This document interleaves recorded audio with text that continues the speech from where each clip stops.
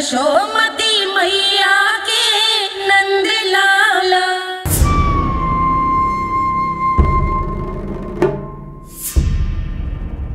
हम ऐसे भूखे प्यासे कब तक रह पाएंगे? कंठ सूख रहा है, जठराग्नि मेरे उदर को जला रही है। अन्न और जल के बिना यदि एक भी दिन और रहना पड़ गया तो मेरे तो प्राण ही निकल जाएंगे।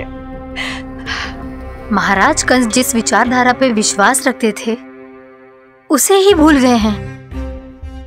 वो ये भूल गए हैं कि युद्ध करने के लिए और उसे पराजित करके स्वयं विजयी होने के लिए स्वयं जीवित रहना आवश्यक होता है।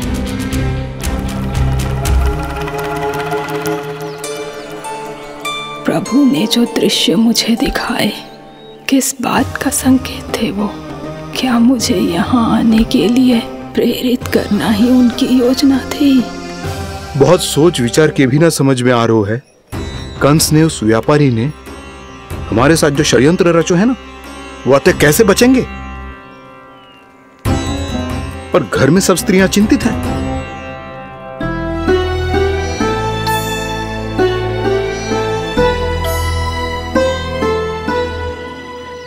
सुनो भाई सब लोग, नंदराज ने निर्णय लियो है कि वो इस बार कंस से मिलने अकेले ही जाने वाले हैं।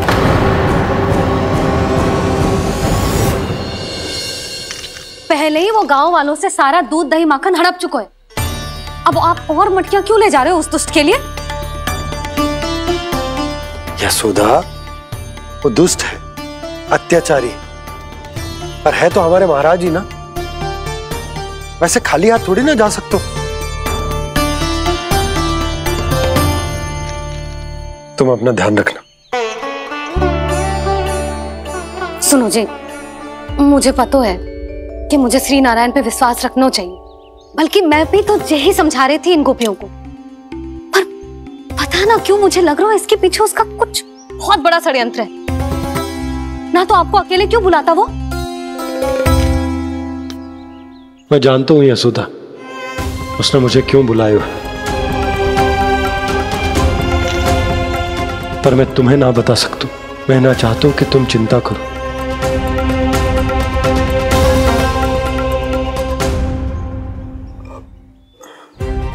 राजा होने के नाते यदि मेरे कुछ करने से मेरी प्रजा का हित होता है तो मुझे वो करना पड़ेगा यशोदा, फिर चाहे वो मुझे कितना ही अप्रिय क्यों ना लगे।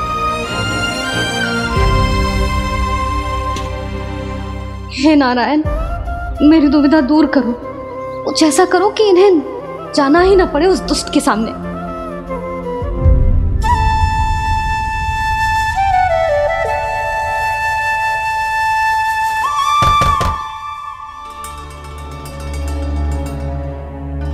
जी इतनी सुबह कौन हो सकता है? मैं देखता हूं।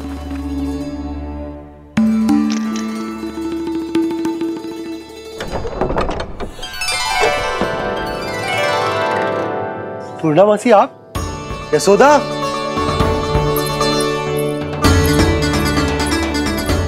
पूर्णामासी,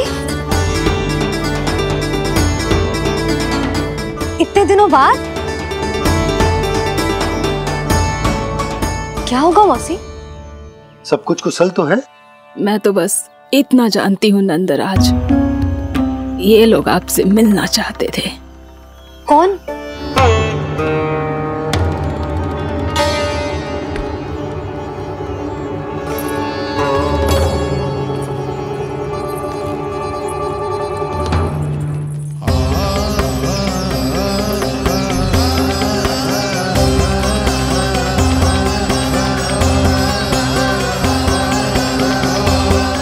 इतनी सुबह आप सब यहाँ? क्या होगा?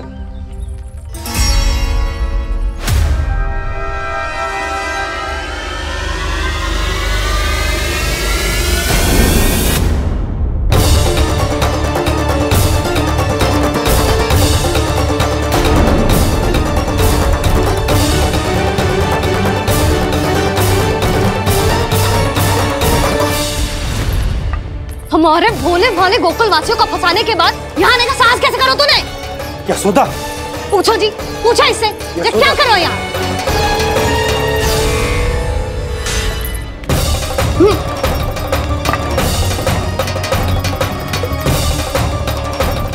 इनकी ये दशा आप सबने तो ना की।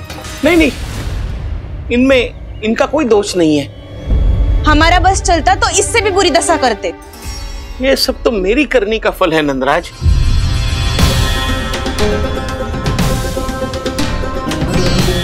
इसे इसके किए का दंड मिल गया है।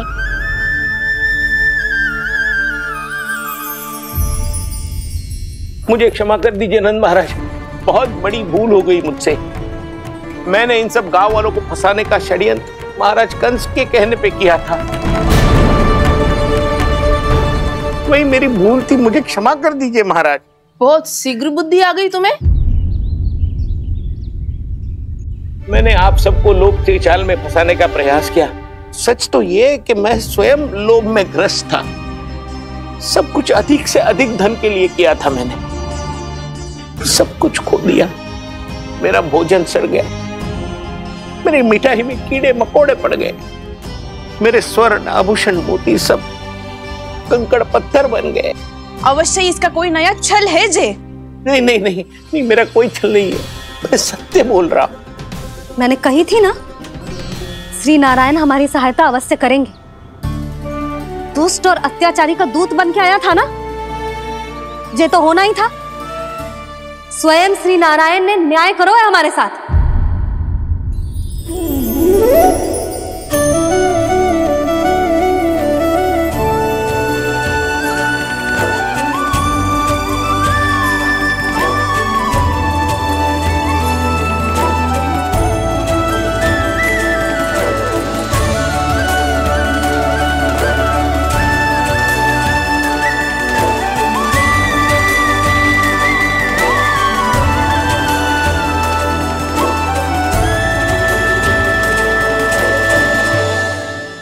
आप बिल्कुल सही कह रही है। वैसे तो कर्मों का फल मरने के बाद मिल रहा है, लेकिन आपके श्री नारायण ने मुझे इसी जन्म मेरे कर्मों का फल दे दिया, कर्मों का दंड दे दिया। आपका बहुत बहुत धन्यवाद श्री नारायण, बहुत कृपा की हो आपने। पर इसका अर्थ ये ना है कि हम सबने आपको क्षमा कर दियो है। मैं यहाँ क्षमा के लिए नहीं आया हूँ नंदराज। तो फिर किस लिए आए हैं? मैं तो इन भोले भाले गोप गोपियों को इनकी शपथ से मुक्त कराने आया हूं। पर इन सब ने वो शपथ अपनी इच्छा से ली थी, आप उसे कैसे मुक्त करा सकते? और एक शपथ दिलवाकर।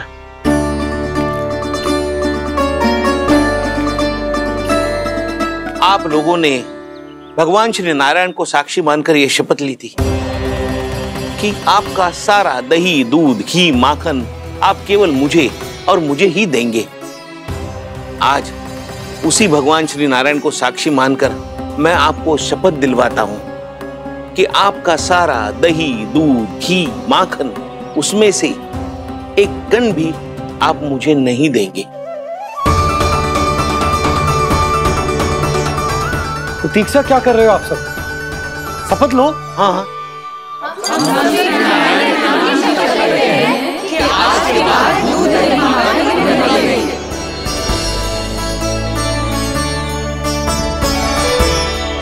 जशोदा जी, आपने सही कही थी। हम बस श्री नारायण पर विश्वास रखें तो सारे कार्य सज जाते हैं। मुझे आशा है कि व्यापारी जी की तरह आप सबको भी अपनी शिक्षा मिल गई होगी। हाँ नंदराज, अब हमें अपनी भूल से सीख मिल गई है। अब हम कभी भी किसी के लोभ के जल में ना फंसेंगे। जब यहाँ आभास हो जाए वह भूल हुई है तो उसे मान के सीख लेनी चाहिए। हाँ हाँ, इस घटना से मुझे भी सीख मिल गई है। मैं भी जो शपथ लेती हूँ कि आज के बाद सारा का सारा दूध, दही, माखन इस पर सबसे पहला अधिकार गाय के बछड़ों पर ही होगा। सीख समझ सभी ने जैसे ही ली शपथ कि अब लोभ करेंगे ना हानि से भी अधिक मिला है, माखन बह रहा देखो कृष्ण लीला, देखो कृष्ण लीला।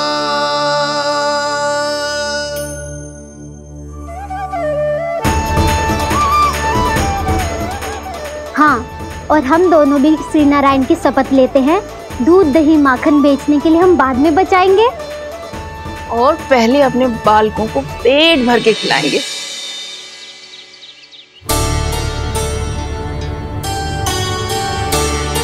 मैया, दादी, शीघ्र चलो।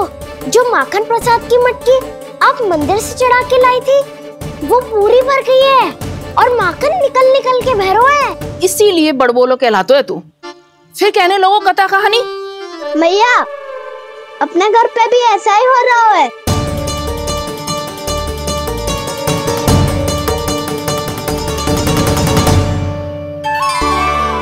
यशोदा, वो देख तुम्हारी माखन की मटकियां।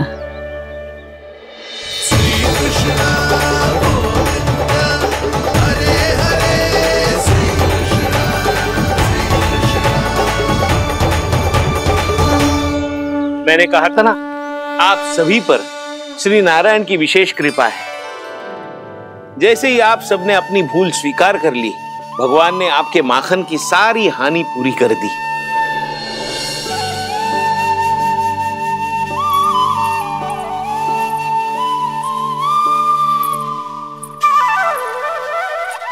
यशोमती मैया के नंद लाला, यशोमती मैया के नंद लाला, यशोमती मैया के नंद लाला, यशोमती मैया के नंद लाला। मैया चलो ना।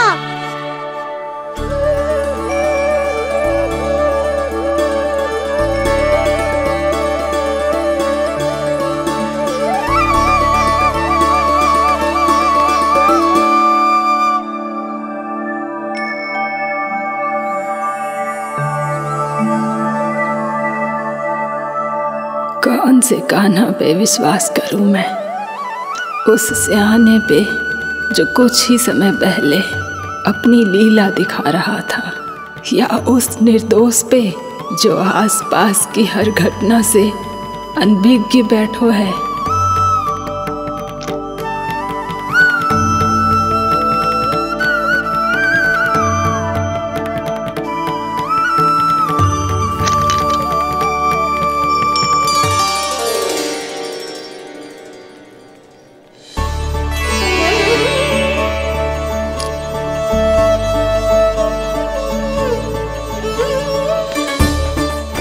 तो क्या इसका अर्थ ये है कि जब हम अच्छा कर्म करते हैं तो हमें पुण्य लाभ होता है, और जब हम बुरा कर्म करते हैं तो हमारी हानि होती है, हम पराजित हो जाते हैं?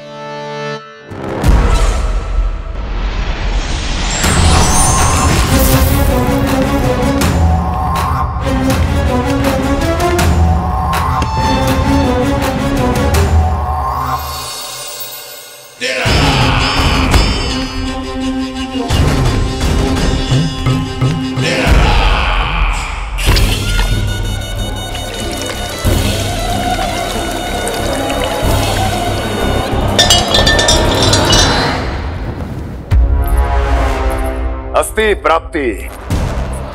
मैंने कहा था ना, ये सारी माया उस विष्णु अवतार की है।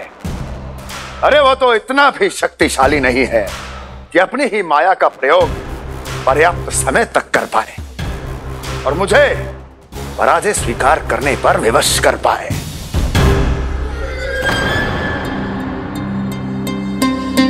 किंतु तुम्हारे मुख की भावभंगिमा तो कुछ और ही कथा कह रही है। क्यों? सत्य कहा ना मैंने। महाराज, सब कुछ पहले जैसा इसलिए हो गया क्योंकि क्या? ये उस विष्णु की माया थी, और क्या? हमने व्यापारी परमानंद को गोकुल भेजा था।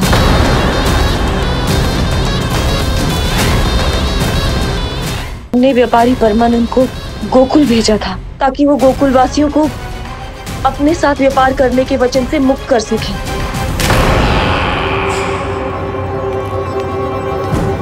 मेरी आज्ञा लिए बिना, मुझे बिना बताए मेरे लिए हुए निर्णय को पलटने का साहस भी कैसे कर लिया तुमने?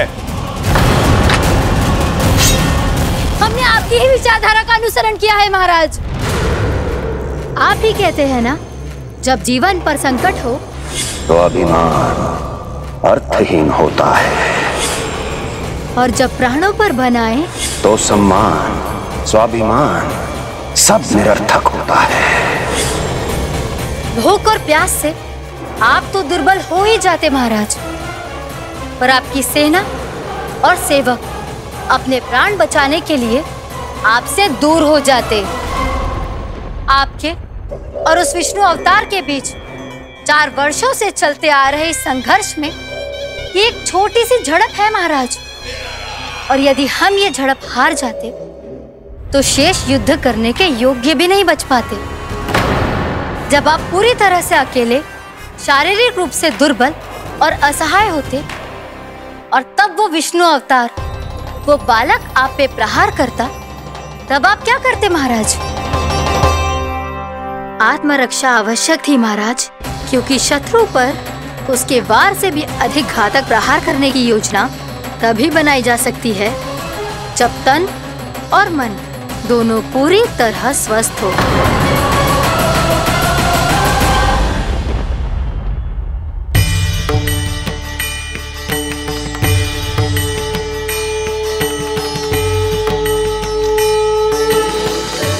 सच्ची बताओ, ये सब आप ही ने क्यों है ना? आप बहुत दूर से आई हो ना, भूख लगी होगी। मैं माखन लाऊं? आज पूरे गोकुल में माखन बह रहा है। इसके पीछे आप ही की लीला है ना? मैं अभी माखन लाता हूँ।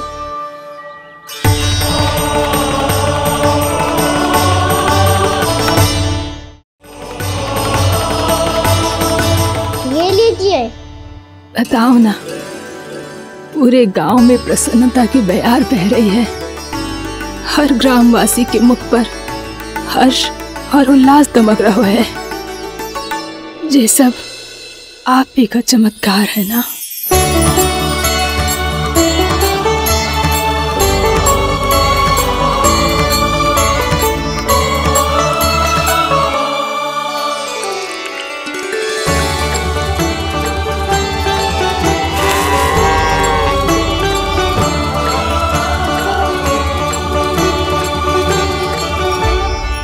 बताओ प्रभु, ये महिमा आप ही की है ना नारायण? ठहरो, मैं आपके हाथों से खिलाऊंगा आपको।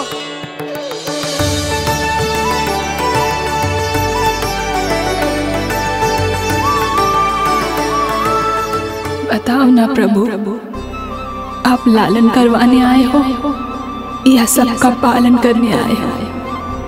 बोलो ना प्रभु, बताओ ना।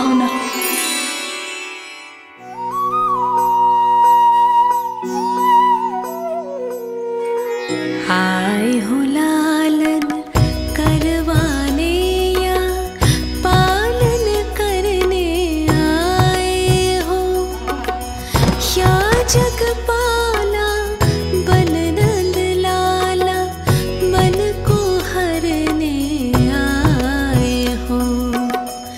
आए हो